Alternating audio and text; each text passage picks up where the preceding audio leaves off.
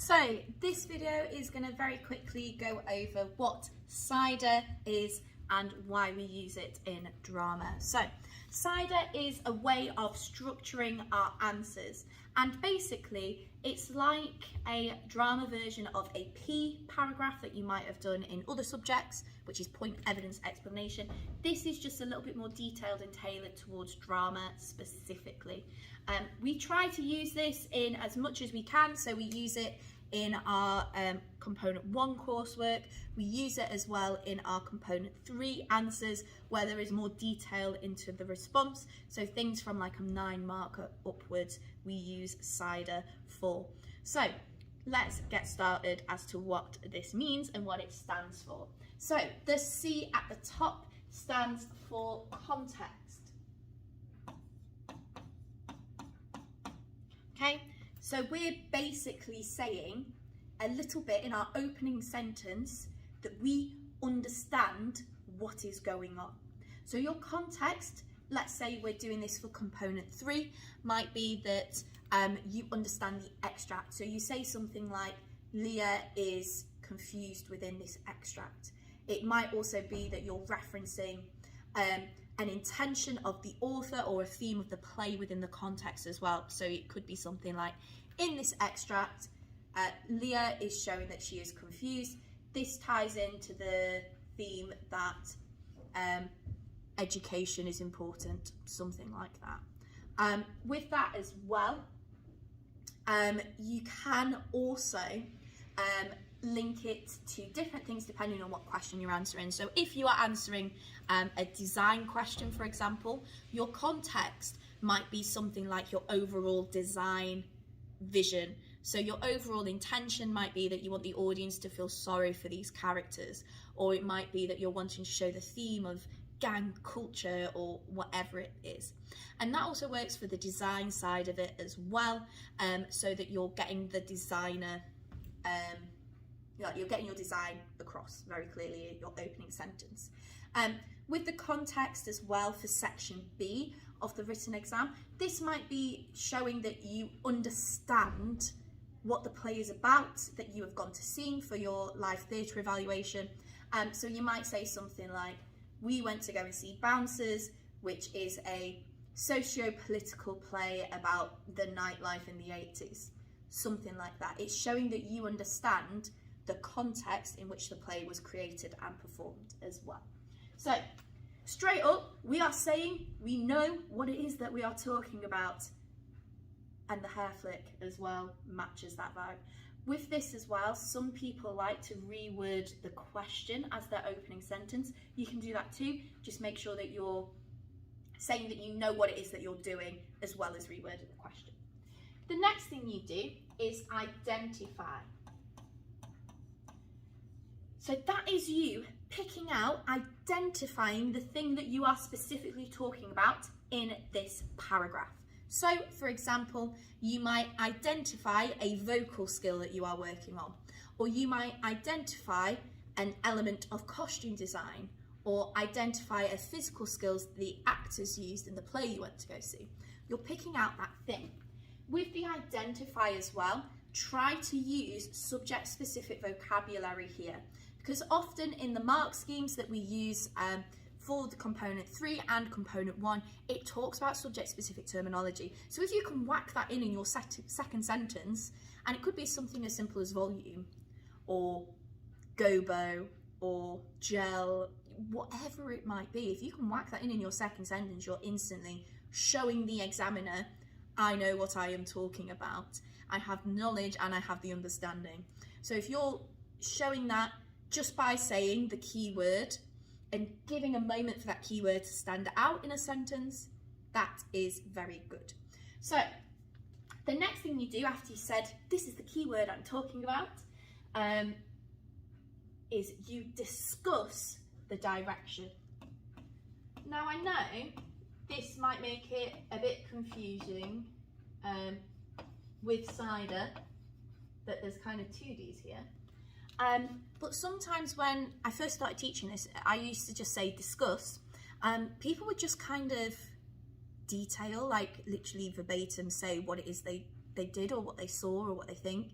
So they wouldn't actually talk about how they would do it. They just kind of said, yeah, I saw this character do this, and then they did this, and then they did this. But they weren't actually saying the reasonings and the justifications for those kind of things going on. So with your discuss direction, you're taking on from that keyword that you have identified, and you're giving as much detail as possible. This section of your answer should be the longest section. The rest of them can be 1 or 2 sentences. This should be like, depending on the question, if it's a 9 marker, 2 or 3 sentences. If it's a 14 marker, 4 or 5 sentences, maybe even 6 if you're going into that level of detail. So you're kind of saying the reasonings and discussing what it is that you would actually do. So for example, if you're talking about costume design, you might have said for the context, the play was written for school kids, therefore I'm going to make it as budget friendly as possible, da da da da. This is for a design question on costume. You're going to identify the fact that you want all the kids to wear school uniforms, however, each character might have a different spin on that uniform. The discussion would start with, I would have them wearing a white cotton shirt.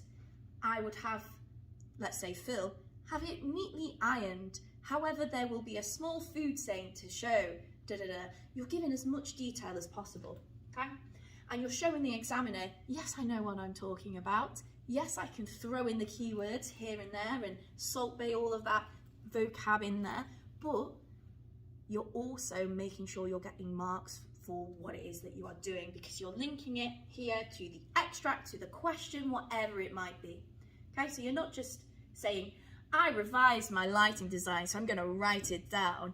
You're actually linking it to the question, to the extract. Okay, so with this one, if it is section A, make sure you get a quote or something in there as well. If it's section B, try to be as specific as possible. Some questions ask for 1 key moment, some questions ask for any moment. So just make sure you know what it is you're talking about.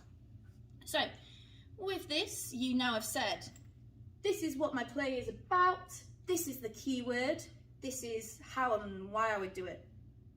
This is where you should have got, depending on the question, quite a few marks already. These 2 here, I've put as separate letters, but you could also do it as 1 sentence if you wanted to. What you do next is you evaluate what is going on. So you say what is good and what is bad. Now for section A, this is more about the communication of your ideas and the effect that it has. For section B, especially the evaluate question at section B, this is where you get all sassy and judgy about if you thought it was good or not and the effect that it has. So saying something like, when they used physical theatre, this was effective because, and then you'd go on to your next part of that sentence, okay?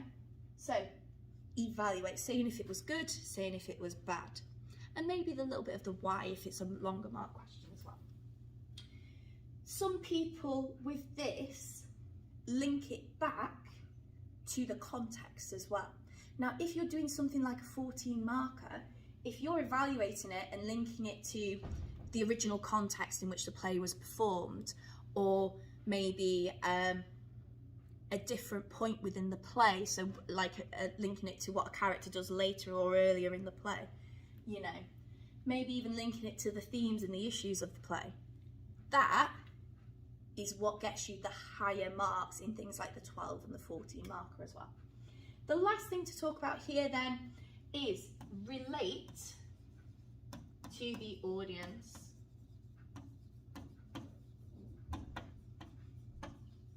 And that's as simple as it sounds. You're basically linking all of this to the people watching. You're saying, this is to make the audience think this, or this is to make the audience feel this, or this made the audience laugh if you're talking in more of a section B way, which is more like a different tense, past tense instead.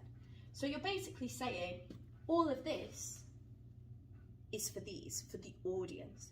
And a lot of questions in particular We want the audience to be a central part of it.